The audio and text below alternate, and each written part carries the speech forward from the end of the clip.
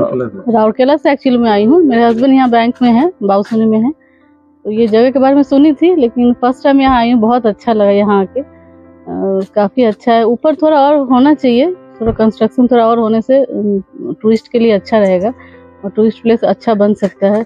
लोगों के लिए, घूमने के लिए, सबके लिए थोड़ा और सुविधा होना चाहिए। तो ये जो पानी जो पीने का हाँ, पानी के लिए थोड़ा होना चाहिए, थोड़ा ऊपर में बैठने के लिए ऊपर थोड़ा होना चाहिए। ऊपर थोड़ा बहुत और थोड़ा और कर देने से कंस्ट्रक्शन काफी अच्छा टूरिस्ट प्लेस बन सकता है। ये कैसे लगा आपके लिए? बहुत अच्छा लगा, यूनिक प्लेस है ये, काफी अच्छा लगा। सब बच्चे भी बहुत खुश है आके यहाँ। ज्योति दत्त। थैंक यू ज्योति। तो आम एठे गोटे पर्यटक पचरे बुझा कौन सब समस्या रही भाई आपन परिचय? मो घर हूँ Kiyagata, Angul district, Athmallik block, post office कियागटा।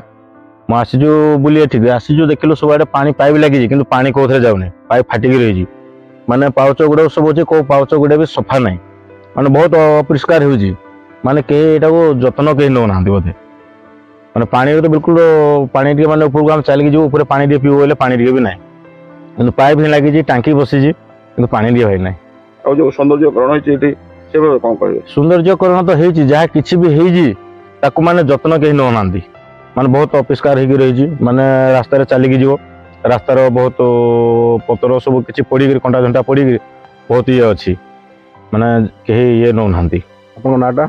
मो नाटा हूँ देवव्रत प्रधान, कियागटा घर। आज आम अच्छे बौद्ध जिलार मुख्य पर्यटन स्थली जहाँकि नायकपड़ा पाताली श्रीक्षेत्र। यह बौद्ध जिलार सदर महकुमा ठारू मात्र 10 किलोमीटर हम।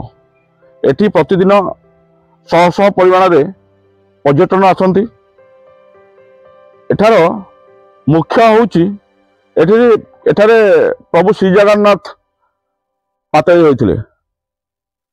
पुराण वर्णित हिसाब से मोगल साम्राज्य समय श्री जगन्नाथ उपरे जो मोगल नष्ट करने जो योजना करथिला प्रभु जगन्नाथ को रक्षा करने बौद्ध रे भंज वर्ष राजा शोभन देव शासन करते।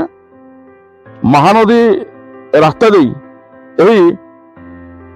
नायकपड़ा गुंफारे प्रभु जगन्नाथ को, जगन्नाथ बलभद्र सुभद्रा को बहुत वर्ष धरी पाताली करा जायतिला। एटी जो गुंफा अच्छी, ये जो नायकपड़ा गुंफा, एटी 7टा गुंफा भितर भितर 7टा गुंफा अच्छी लोक कहती। लोक कहवा अनुसार 2टी गुंफा को लोक यातायात कर पाती, आउ जो 5टी गुंफा जीवाई कष्ट होची। यार बर्तमान सुधा किसी प्रमाण मिलनी जहाँ लोक कथा कहते।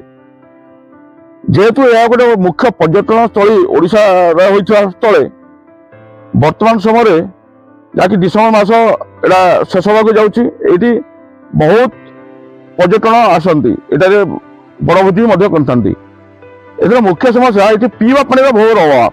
ये जो टेप अच्छी पानी आसुनी, पीवा पानी घोर अभाव।